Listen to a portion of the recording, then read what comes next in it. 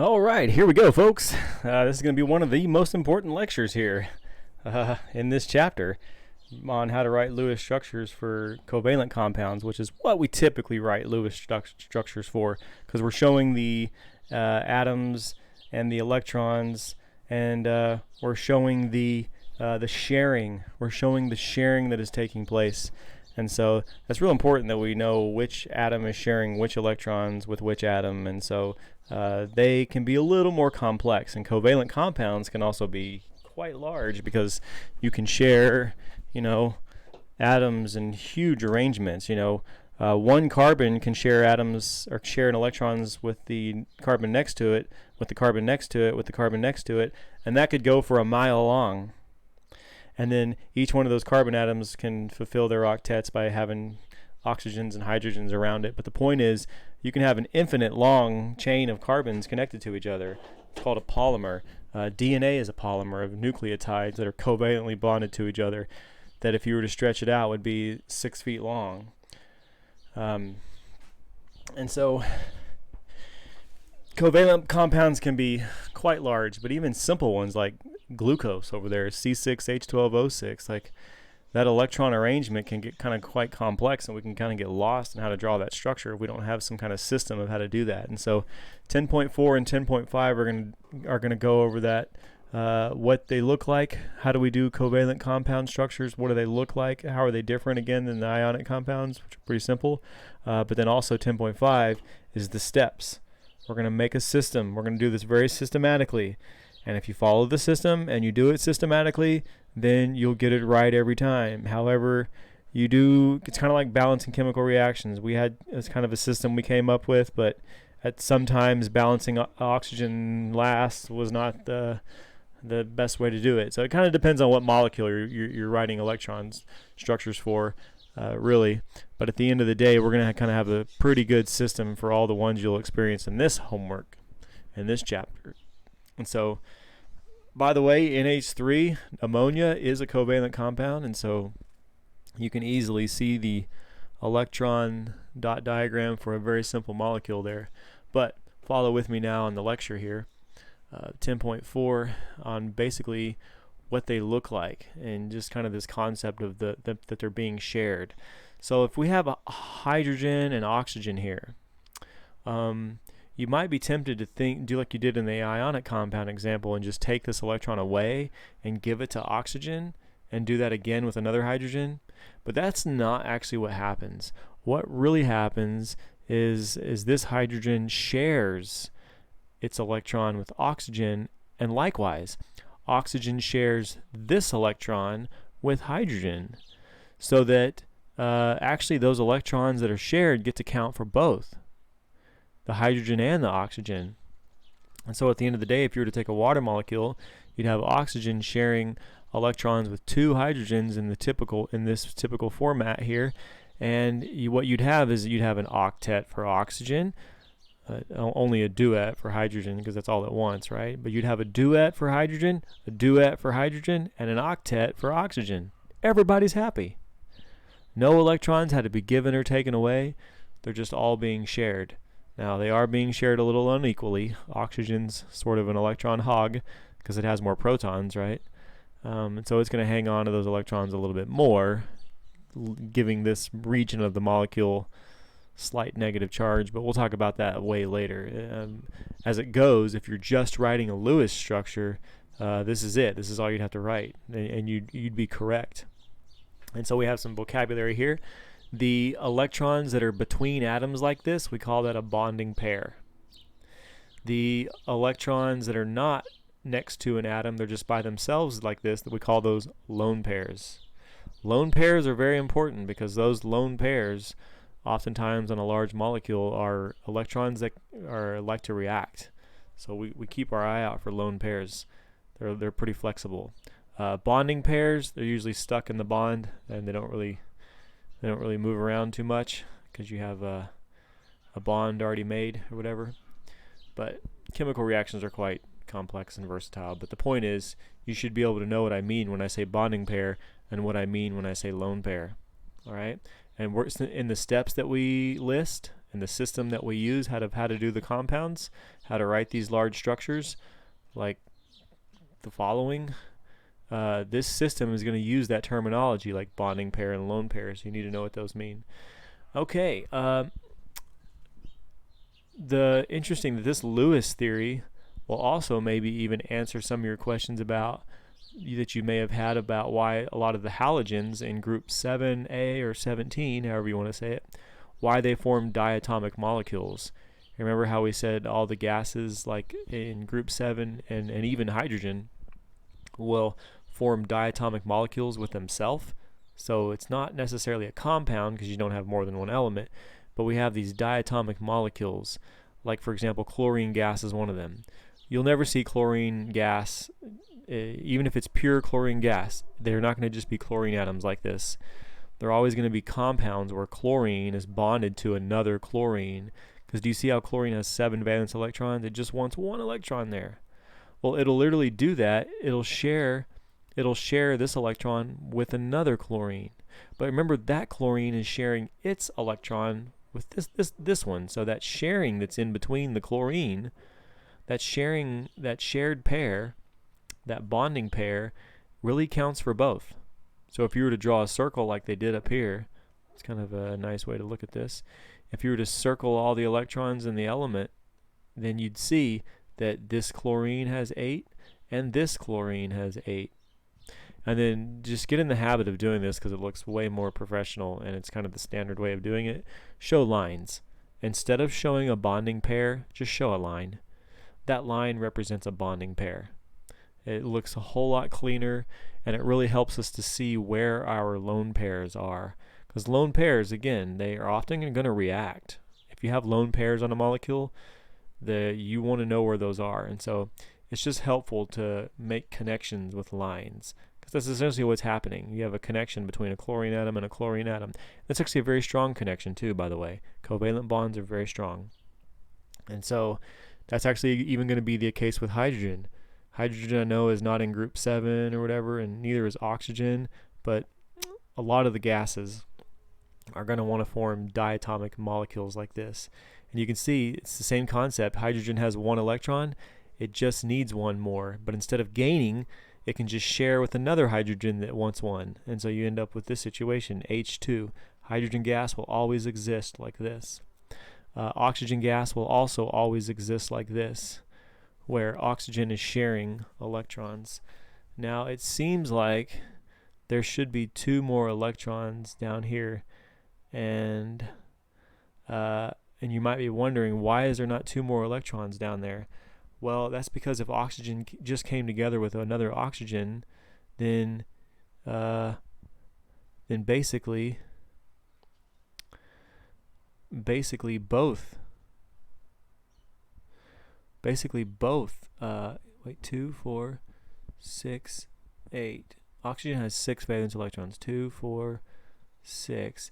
And if you put oxygen with another oxygen, then you're essentially going to get both oxygen atoms that have 1 valence electron down there like that. But what would obviously happen is just those would hook up and stay on 1 element like that. But that's not the end of the story, because the point here is that we still need a lone pair there. We still need an octet here, however you want to say it. We need an octet here. So how do we do that? Well, we can take this lone pair, or this one, or it doesn't matter, and we can take a lone pair and we can stick it in the middle there as well and make a double bond. So now we're going to be talking about how and why we make double bonds and triple bonds. This is why they occur. Basically, what happens when you do that is you get to account now all 4 of those electrons for this atom and for this atom. So let's count. 2, 4, 6, 8. So the one on the left has 8 electrons. The one on the right has 2, 4, 6, 8. They both have 2 octets. Now, since you use 2 bonding pairs, you're going to show 2 lines to represent double bonds. You're going to show 2 lines. Okay? This little circle also tells the picture. If you count, you got 2, 4, 6, 8. And in this circle, you got 2, 4, 6, 8. Again, you get to count it's like a Venn diagram. you get to count the stuff in the middle that's shared for both. That's the kind of the beauty of a bond, covalent bond. So that would be a double bond. And for a triple bond, here's how it would work. Consider nitrogen that only has 5 valence electrons. You have 2, 4, and then just a lone one. 2, 4, and then just a lone one. Well, you could put 2 of them side by side like this, but this is what you would end up with, right? You'd have 2, 4, 6 for the one on the left, and 2, 4, 6 for the one on the right. We still need 2 more electrons for both. So what would we do there? Well, you'd have to share another lone pair from the right side and another lone pair from the left side. Stick them in the middle for a triple bond. Now count the electrons around the nitrogen. You've got, for the one on the left, you got 2, 4, 6, 8. So that nitrogen has an octet. For the nitrogen on the right, we count 2. Again, we get to count these for both. So 2, 4, 6, 8. Octet for the nitrogen on the right. And then since you used 3 bonding pairs, just show 3 lines to represent a triple bond. So remember, every time you look at a line, remember that it counts as 2 electrons. So you can count, if you were to look at the structure already drawn, you'd count 2, 4, 6, 8, 2, 4, 6, 8. Both have an octet. But it took a triple bond to do that, didn't it? And because of that, when you examine nitrogen in nature, you find that that has triple bond, and it's so strong that it's actually very, very difficult to break, making nitrogen a super, super unreactive molecule.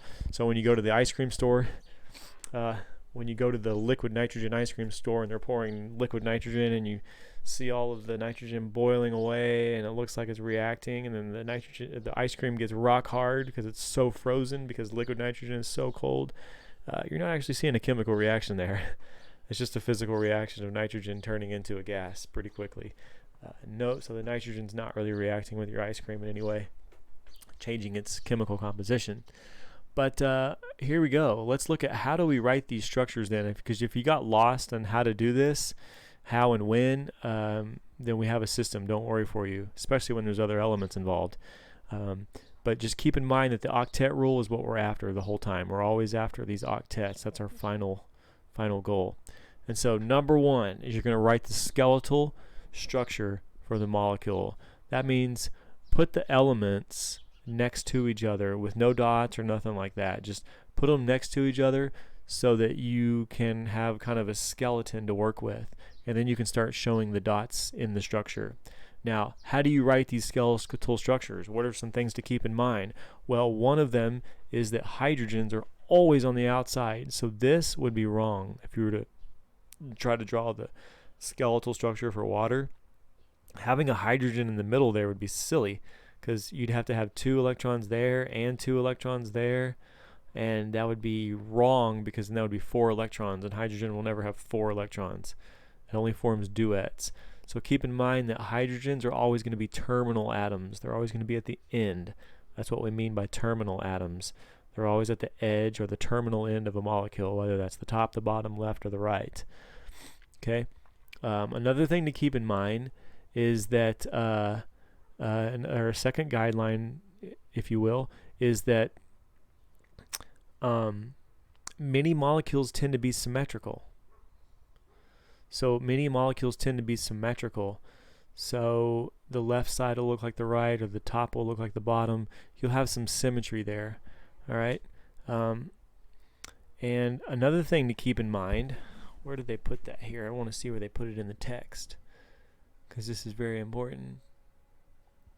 And this is where a lot of students will mess up.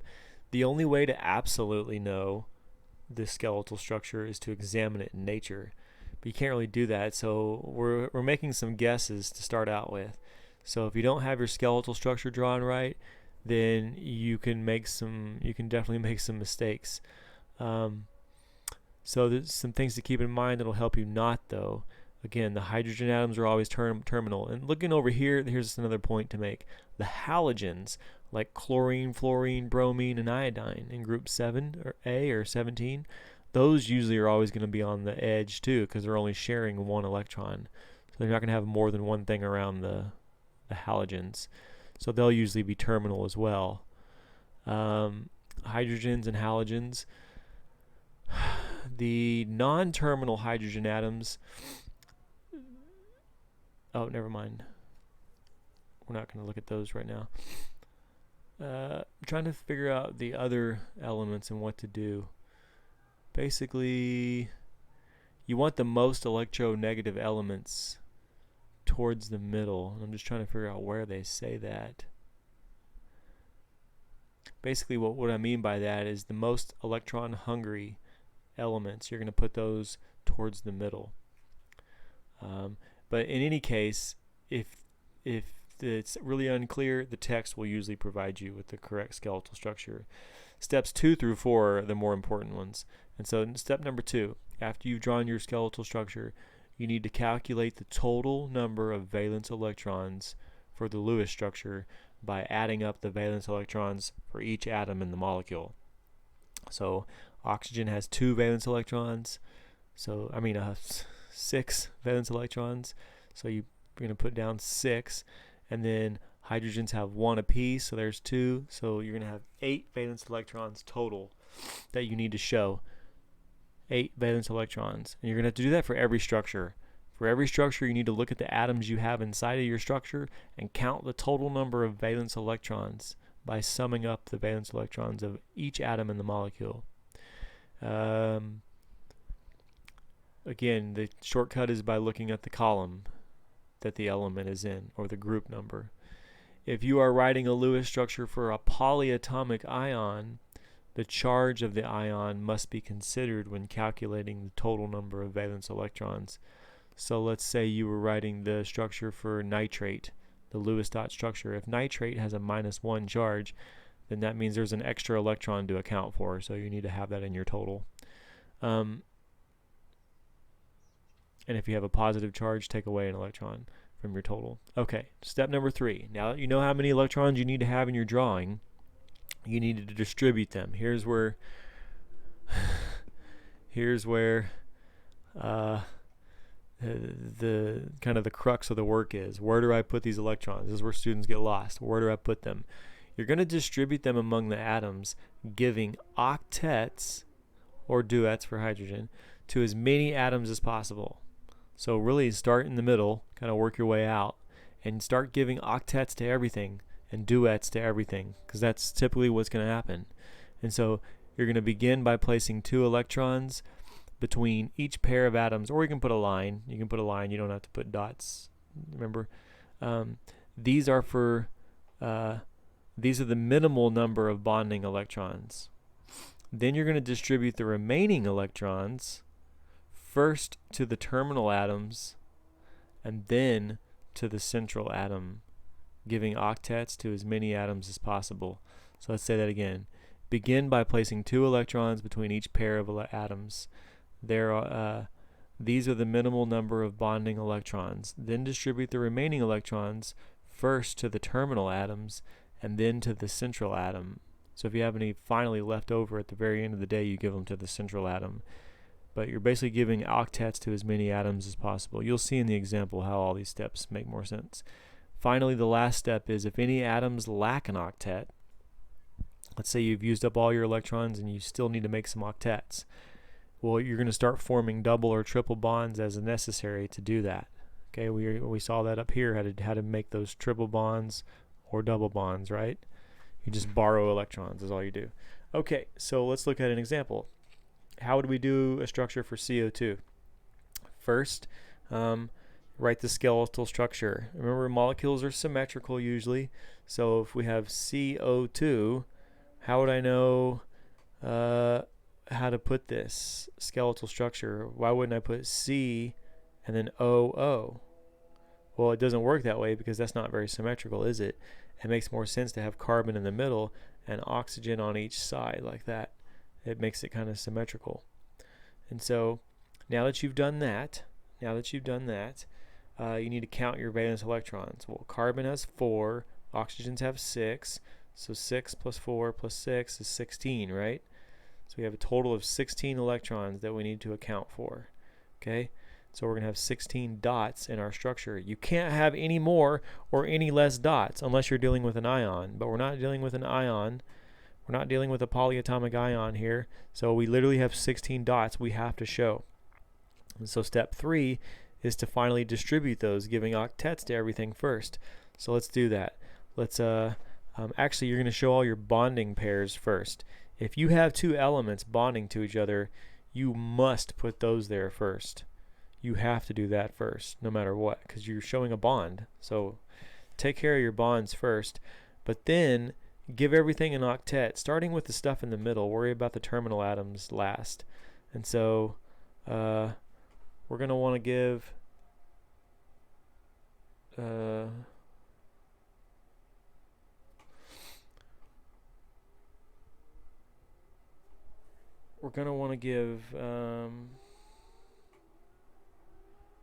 wait.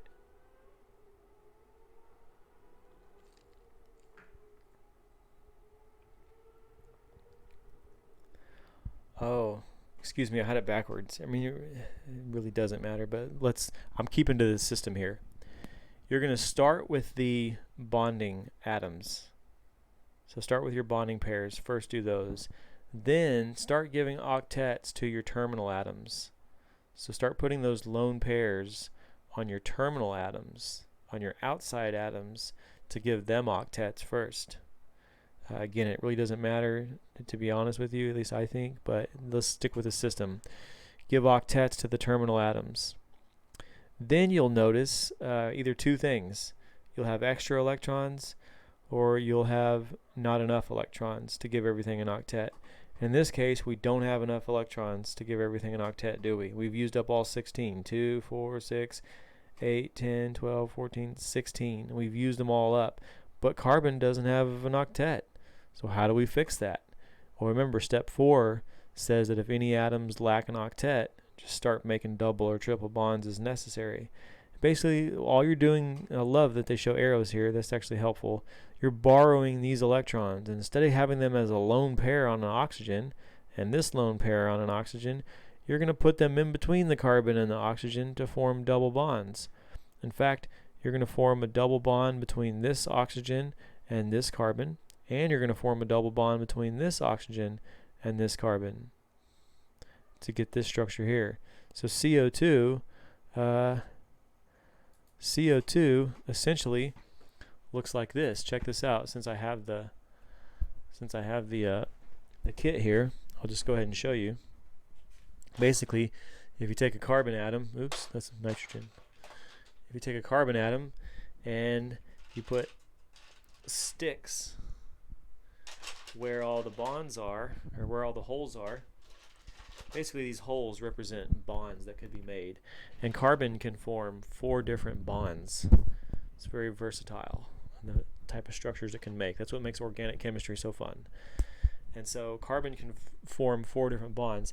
In this case, we're only bonding to 2 oxygen atoms, and so I ran out of oxygens. So I'm just going to have to tear this structure apart a little bit. That's okay.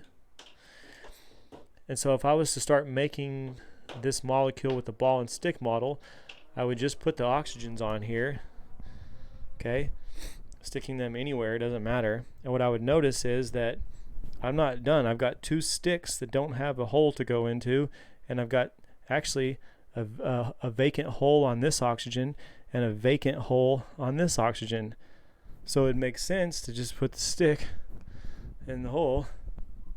Basically what I'm doing is I'm borrowing valence electrons and I'm making 2 double bonds. And so carbon dioxide is a very linear molecule like this, and it has 2 double bonds, and it's actually very difficult to react with as well because of that. So it's a very stable molecule like this with 2 double bonds. All right, and you can see there's no more holes in any of the atoms, so everything is happy. If we were to look at another molecule like this one, carbon tetrachloride, you want to keep in mind again in the beginning that there's going to be some symmetry. There's going to be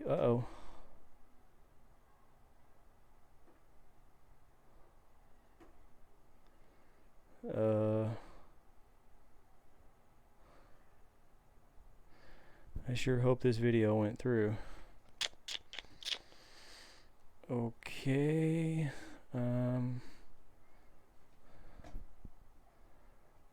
Uh-oh. I think it did. But anyways, I'll have to go back and check. So let's say we're doing carbon tetrachloride. What we're going to have to do is make some symmetry first when we draw this skeletal structure. And it just makes sense to put the carbon in the middle and put the 4 chlorines around it. And you're going to count the valence electrons. Carbon's got 6. Chlorines have 7 apiece. So it's 28 plus the 6 to give us 32. And then we're going to need to show 32 electrons. Let's put those bonding pairs first, in between, so I'm making all our bonds, and then we'll put them on the terminal atoms, giving everything an octet. And just so happens that after we're done with there, we've shown all 32 of 32. We don't need to form any doubles or triples, and so that one's all complete. I'm going to make a separate video for the polyatomic ions.